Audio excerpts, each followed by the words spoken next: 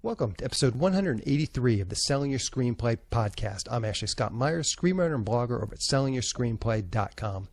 Today I'm interviewing writer-director John Butler. He's a British filmmaker who recently did a film called Handsome Devil, which is a coming-of-age story about a prep school that loves rugby.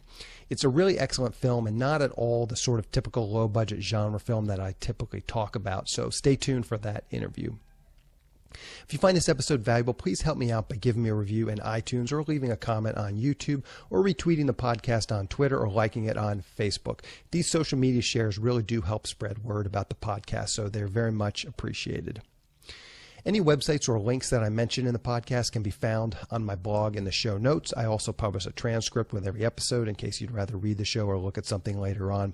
You can find all the podcast show notes at www.sellingyourscreenplay.com/podcast, and then just look for episode number 183. I just want to mention a free webinar that I'm doing on Wednesday, August 9th at 10 a.m. Pacific time. It's called How to Effectively Market Your Screenplay and Sell It. I'm going to go through all the various online channels that are available to screenwriters and give you my unfiltered opinion of them. I get questions all the time about the blacklist, about Inktip, about various screenwriting contests. So in this free webinar, I'm going to be talking about my experience with these various services. Again, this webinar is completely free. Don't worry if you can't make it to the live event. I'll be recording this event, so if you sign up, you'll get a link to the recorded event after it happens. To sign up, just go to www.sellingyourscreenplay.com/free webinar. And free webinar is all lowercase and all one word. I'll, of course, link to it in the show notes as well. Also, if you're already on my email list, you don't need to register. Anyone who's on my email list will get all the details so that they can attend this webinar if they would like to. So once again, if this sounds like something you'd like to learn about, just go to www.sellingyourscreenplay.com/free webinar. So I'm going to be pre-recording a bunch of episodes, so I don't have any real updates to report on my film, The Pinch. But I do want to mention a live webinar that I'm going to be doing in August where I will go through all the steps to producing a micro-budget feature film. The webinar is called, of all things, The Pinch, Producing a Micro-Budget Feature Film. I'm going to do this online webinar on Wednesday, August 23rd at 10 a.m. Pacific time. I'm going to charge a small fee to attend, but if you're looking to produce your own micro-budget film, I think you'll get tremendous value out of this. I'm going to go through every aspect of production, how to write the micro-budget feature film script, how to raise money for a micro-budget project, pre-production, production, and every aspect of post-production. As I close in on completion of my own micro-budget feature film, The Pinch, I think this is a great time to do this webinar as everything is fresh in my mind. I'll be answering any and all questions that you have about this process. I'm going to be going through my own budget line by line so you can get a first-hand look at exactly where I spent the money. If this sounds like something that you might like to learn more about, just go to sellingyourscreenplay.com/class. Again, that's sellingyourscreenplay.com/class, and of course I will link to it in the show notes as well. So now let's get into the main segment. Today I'm interviewing writer-director John Butler. Here is the interview. Welcome, John, to the Selling Your Screenplay podcast. I really appreciate you coming on the show with me today. Thanks for having me. So to start out, maybe you can tell us a little bit about your background. Where did you grow up and how did you get interested in the entertainment business? I'm from Dublin in Ireland, and growing up in the 80s, I guess I was just like every other kid in that I'd like to go to the cinema, but it wasn't until my college days that I started to really get interested in it, and that was for two reasons really, because the Dublin Film Festival started to program very interesting stuff, and I used to take a week off college unbeknownst to anybody and just go and see 3 and 4 films a day. But also at that point in my life, the multiplexes were starting to arrive in Ireland. Previously we only had single cinemas, but a couple of multiplexes opened in my first year in college, so the choice and range of stuff that you could go and see just blew up. So my real interest in film storytelling kind of began there, and I began to think that was possibly something that I could try and do, but I kind of took a long and circuitous road towards getting there. I've written for newspapers, and I've written a novel, and I've written sketch comedy for TV, and I've written magazine shows for TV, and directed documentaries and commercials. So there's a huge amount of work there, but it's all storytelling, and I think that's kind of how I consider myself first and foremost, is a storyteller. And I guess the form I've just found to be most suitable is feature films. Okay, so just maybe break down some of what you just said a little bit. It sounds like you were doing other types of writing, not necessarily screenwriting, but maybe take us through those steps of actually, thinking about, hey, is this something I could do, to actually turning it into a profession. What were some of those steps, and how did you eventually arrive at writing and directing feature films? Well, they're just the progress of a life, I would say. It's especially back then, it was a very lofty ambition to be a filmmaker, and also I would have been, as many people are, very intimidated by the type of person I felt you ought to be in order to make a film. This is changing somewhat, but the archetypal personality of the film director then was male and straight and egocentric and obsessed with cinema, obsessed with the language of cinema, with the way that the camera was used to tell a story, a very specific and very technical and sometimes very kind of arcane type of knowledge that was quite forbidding if you're into comedy and you just want to make films that are kind of funny, I would say. Actually, it's quite a forbidding business to get into if you don't see films in the same way as a lot of people who are making them. So I always loved the films that I grew up with that weren't comic, but as a comedy filmmaker, your kind of intention is to tell a story that's funny. So for me, it was more important just to get going, firstly trying to make anything, but also to try and just remember that it was comedy that I was into. So my first job after leaving college was as a runner in a television company in San Francisco. I emigrated to San Francisco after high school, and my first job was as a runner at a TV company, which kind of just gave me a practical grounding in some of the really more basic aspects of TV production, and that was kind of the first staging post on the way. And throughout all of this, I was trying to write and figure stuff out, but it just took quite a long time. But I moved up the ranks in that TV production company, and by the end of the kind of second year, I was starting to make small little pieces for their magazine show, directing and producing kind of 1-minute segments for their magazine show. I did that for 3 years in total, and then after that I made a documentary, which is my first kind of long-form project. I kind of decided that I wanted to try and get control of something and make it myself, and I made a documentary with the 1999 World Series of Poker in Las Vegas. I followed 5 Irish professional poker players through that tournament and made a 1-hour documentary that I managed to sell to Channel 4 in the UK and RTE in Ireland and Canal Plus in France and a few other people. And that was my kind of first significant credit, I would say. And after that, I just continued along the road and made a couple of short films, some of which I had written, others were written by other people. I was starting to try and get more experience as a director at this point, because I knew really at this point that it wasn't just writing but directing that I was interested in. And after making a couple of short films, I was really then getting very interested in writing kind of longer form projects, but I'd also been writing sketch comedy with some friends of mine, and I got to write and direct with them a TV sketch show called Your Bad Self, which took a long time to develop, but aired on Irish television and did quite well. So you can see by this point that I've kind of jumped around through about 4 different types of writing, or of just creation, I would say, but they're all part of the story, and they kind of all gave me a little bit of an understanding of what it was to make a film. So when the time came to make The Stag, which was in 2012, I had already amassed a lot of experience, even though it was my first feature film. So yeah, it's kind of an interestingly kind of circuitous journey, but it's all grist to the mill. So now, now tell me about this TV series that was called Your Bad Self. Is that correct?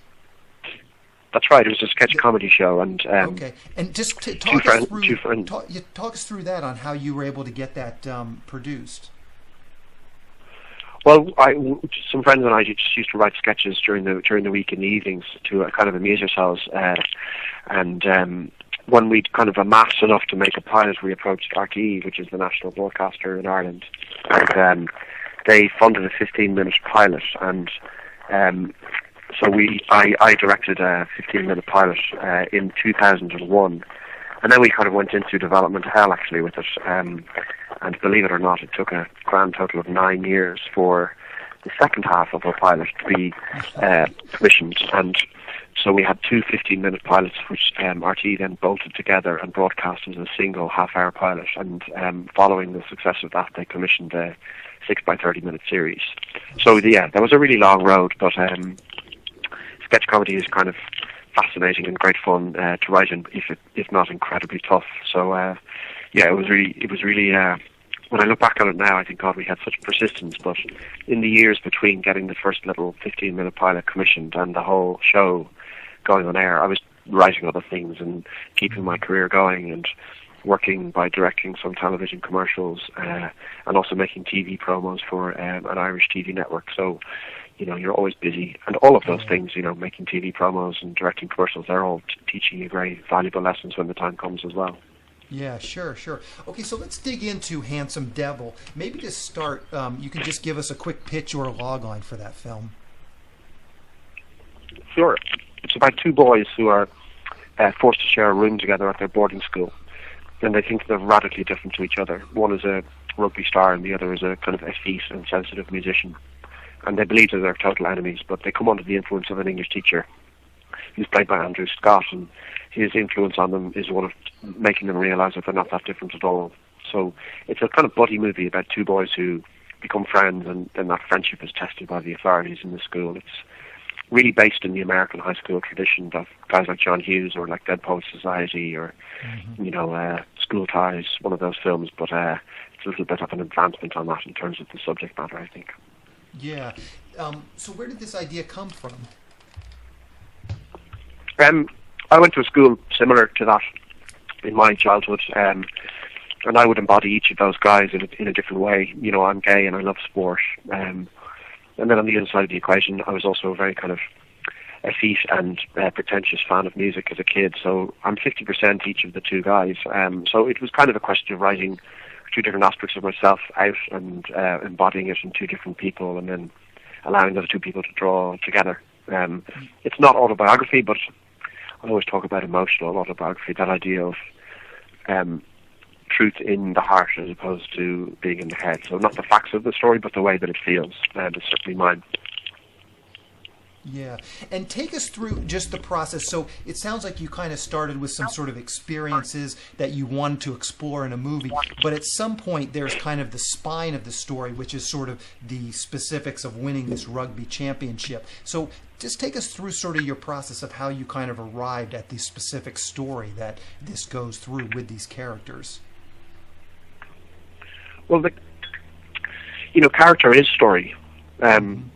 So they'll tell you what needs to happen.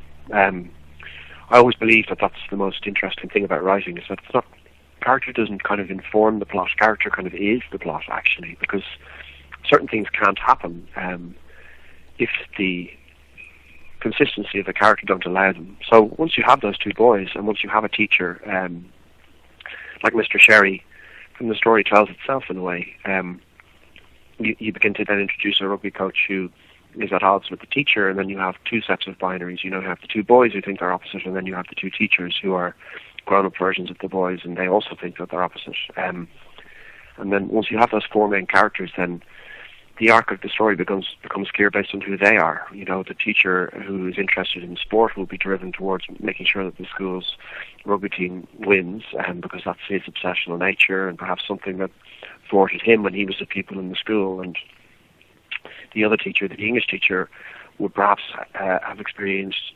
bullying at the hands of the sports people in the school, so his interests would be divergent, and both those things are then brought to bear on two boys who are trying to figure out how to be themselves in the school. So I always feel that the character tells you the story, and so when you're writing an outline for a story, the main attention must be paid to who those characters are and what they want. So it really kind of sprang from that, actually. Yeah, I really enjoyed this movie, and one of the things that I just came away thinking about is exactly what you're talking about, this sort of idea of story-driving character or character-driving story. And one of the things I see when people, a lot of newer writers, when they set out to write these coming-of-age stories, they feel very unfocused, and a lot of the scenes, you don't quite know why they're even in the movie. And I just wonder if you can speak to that, because like as an example, and again, I hear what you're saying, where the character is kind of pushing the story. But as an example, you know, you put these guys in a room together, and they literally put a wall down the middle of the room, and then, you know, yes, it's character driven, but there's a story spine behind that as these two guys sort of bond. So the scenes are not just about the characters; they're also pushing the story.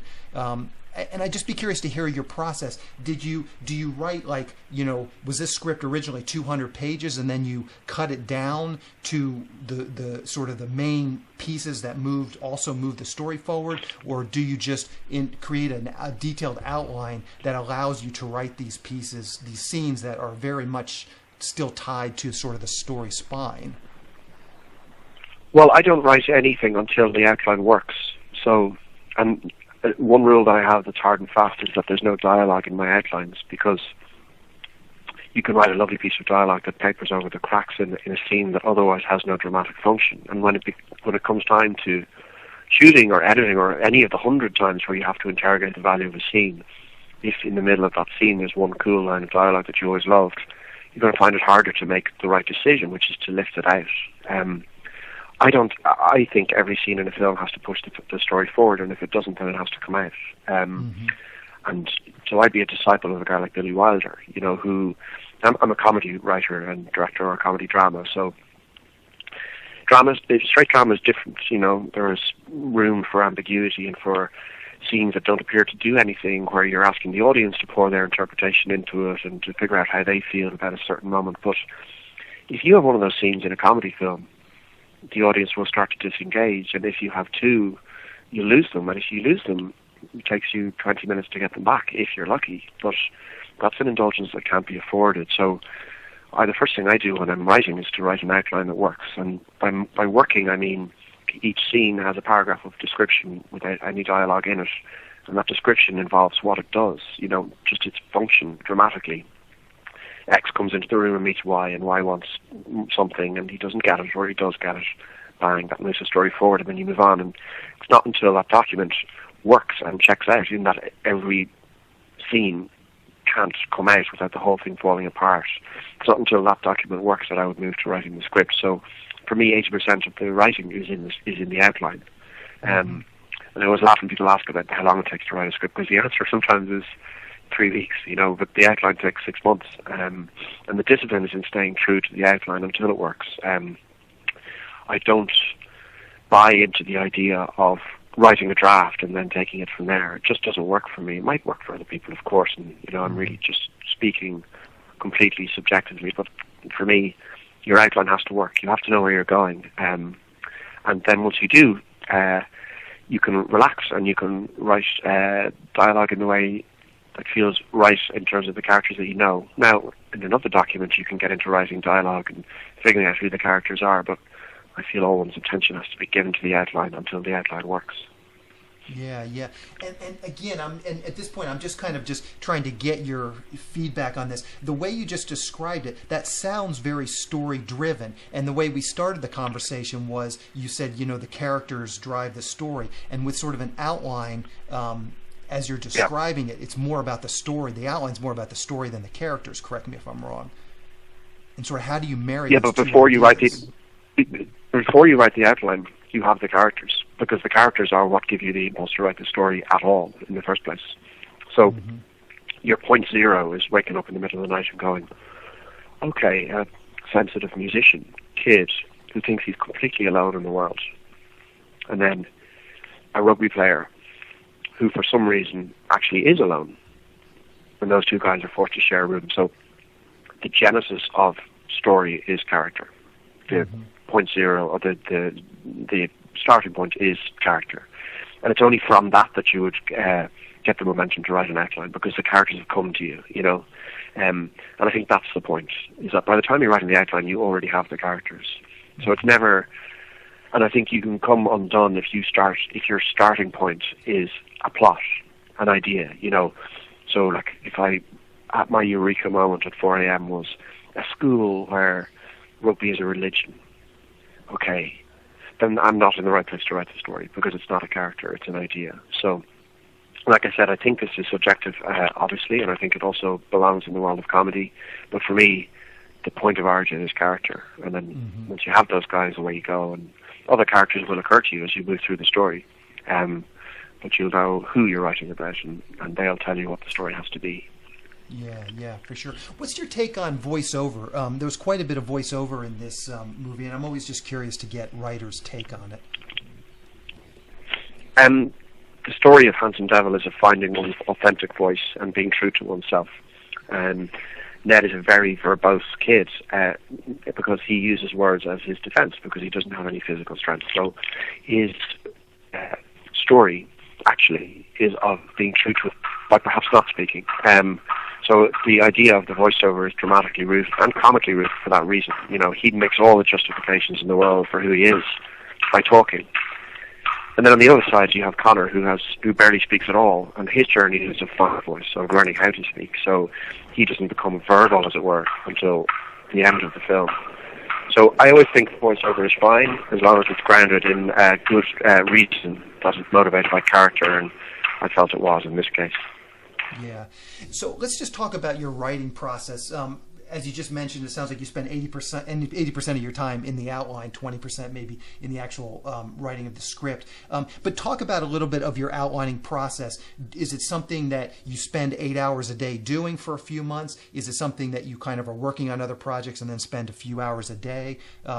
Just walk us through your process of outlining and how you do that. So I write an outline. Yeah, it's really military at that point in the process because you're really trying to stress test an idea and see if it works at all. So I would spend 5-6 hours a day writing it, and I'd usually do that. And there'd be something else going on as well. Like you say, you know, I've got other projects that are in different stages of development. So I would be working on them too. But once you get the bit between your teeth and you have the characters and you're trying to figure out if the story is going to work, then that outlining stage is really important. So I would give it a huge amount of effort.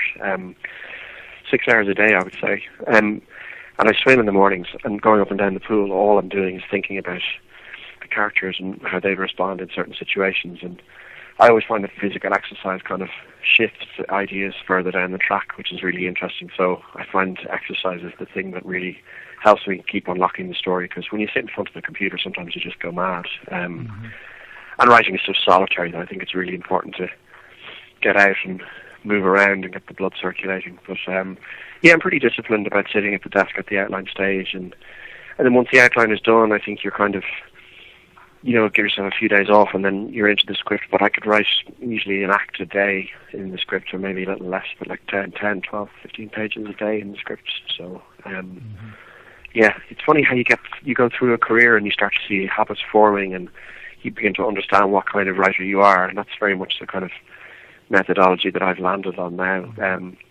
You know, it has been trial and error, because in the early part of my career, when I wrote scripts that just didn't work, it was always a question of sitting down and writing, and then running out of steam on page 50 and wondering why, you know. And it was always because I hadn't rigorously tested what it was about. So, you know, like Billy Wilder says, if you have a problem in the third act, it's usually in the first act. Yeah. So how do you know when your script is ready to show to other people? Well, I work with two producers, Rob Walpole and Rebecca O'Flanagan, and I'll always give them a look after I've done a first draft and polish. And I will have spoken to them about the idea before then, and maybe sometimes share the outline. But if I'm working with them after a first draft and a polish, I will feel that there's nothing more to be done, while knowing in the back of my head that there is, but just I'm not at a place of being able to do it. And the very act of giving it to somebody unlocks it again. You know, as soon as it's out of your hands, you kind of realize, oh, I want to change these 3 things, you know. So I actually think it's really important to limit the amount of times that you give a script away to read. I think you have the answers more often than not, but I think they should be clear stages, you know. You're a writer, and your job is to write on your own and to solve things, you know. So I only at 2 or 3 junctures in a script's life would I give it to producers for feedback, and I don't really give it to friends and family. I always feel like the work is to be done by the person themselves, and then at clear moments get the input and allow that to kind of crack it open for you and free you up creatively. Okay, so once you were done with the script for Handsome Devil, maybe you can walk us through the process of actually getting it produced. It sounds like you have some producing partners that you already had kind of alerted and were working with, but maybe walk us through that process. Did you pitch this idea to them beforehand? Were they out raising money? Just maybe talk us through the process of actually turning it into a produced film as opposed to just a script. Sure. Well, I guess it's worth mentioning the distinction between my first and second films, because my first film, The Stag, which I co-wrote with a good friend, Peter MacDonald, was written entirely on spec and was finished, and completely finished, before we handed it to the producers. And at that point then, they read it and loved it and took it to the film board and got it financed, and away we went. Very low budget, but we finished that script and were pleased with it, and then Rob and Rebecca concurred and were pleased with it, and there was obviously huge challenges in making it, which they were central to, but as a written piece I think we were kind of pretty happy when it was done. But Handsome Devil received development funding from the Irish Film Board, so yeah, the input came a little earlier, but you know, I'm Irish, and so I'm very fortunate to live and work in a country where we have a national film funding agency who money to develop here.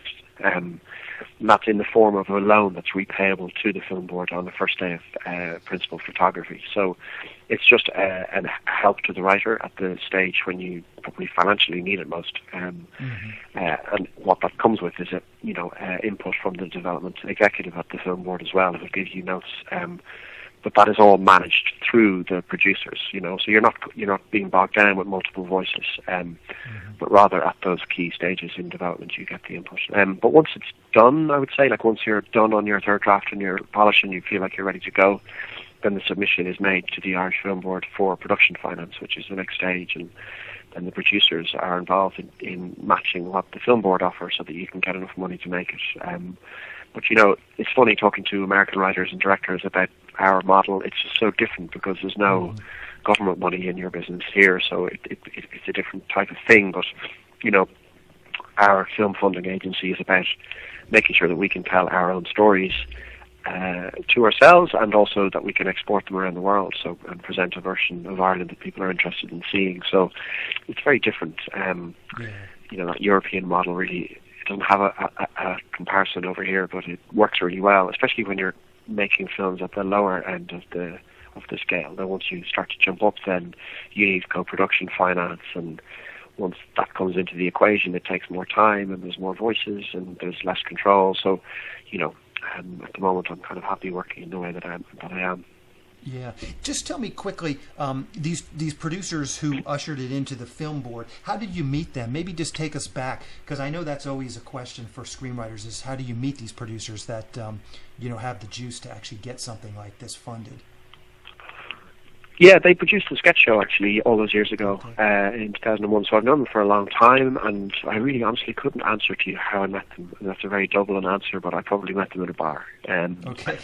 I think actually Peter, who I co-wrote The Stag with, is an actor obviously as well, and his first screen credit was in a film called I Went Down, which Treasure produced. And so as a friend of Peter's, I would have met Rob Walpole and Rebecca all those years ago. But it's a small industry in Ireland, and for a writer, the most important thing I think is making contacts socially with people, with actors as well, because the actors are the kind of executors of your dreams in the sense that they have the tools to do what you're only writing about. So, I was lucky to make friends with some really good people who were actors, and they were the ones who were in my sketch show, and ended up writing with one of them. So it's about networking, but not in an overtly kind of knowing way or an industry way, but rather if you're a creative person, then you want to be surrounded by other creative people who are trying to do what you're doing. And I wasn't really doing that in the early days of my career with a real kind of careerist head on, as much as just trying to get a sense of comfort from the shared struggle, So in the Dublin film community, it's a small world and everybody knows everybody, and it's kind of nice to just have that common ground. It's not really so much a question of passing your business card into a stranger's hand at an event, although that can happen too, but it's really more about just being around them and sharing ideas and going to see things, and just fostering a kind of a real relationship, I would say. Can you tell me how people can see Handsome Devil? Do you know the release schedule? Yeah, I do. It's released on the 2nd of June. I don't know when this is going out, but it's released on the 2nd of June, and it is in New York and LA at that point, and then it also is playing in New Orleans and Miami. Perfect. John, I really, as I said, I really enjoyed the film, and I really appreciate your coming on and talking with me today. A real pleasure. Yeah, very nice to meet you. Thanks for that. A quick plug for the SYS Screenwriting Analysis service. It's a really economical way to get a high-quality professional evaluation on your screenplay. When you buy our 3-pack, you get evaluations at just $67 per script for feature films and just $55 for teleplays.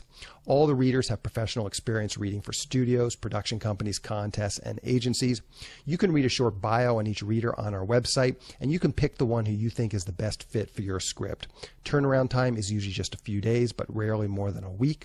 The readers will evaluate your script on 6 key factors: concept, characters, structure, marketability, tone, and overall craft, which includes formatting, spelling, and grammar.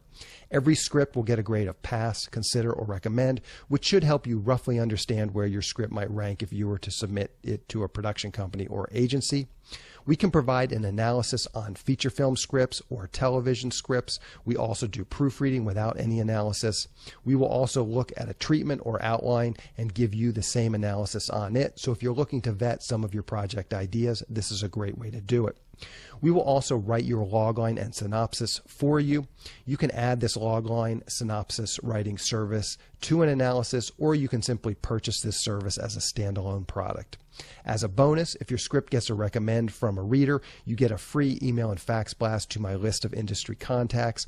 This is the exact same blast service I use myself to promote my own scripts, and it's the same service I sell on the website. It's a great way to get your script into the hands of producers who are looking for material. So, if you want a professional evaluation of your screenplay at a very reasonable price, check out www.sellingyourscreenplay.com/consultants. Again, that's sellingyourscreenplay.com/consultants. In the next episode of the podcast, I'm going to be interviewing writer-director Tony Germanano. He just did a low-budget action thriller film called Bad Frank, and we talked through his entire process, how he funded this movie, how he wrote the movie, and ultimately produced it and directed it. So keep an eye out for that episode next week. That's the show. Thank you for listening.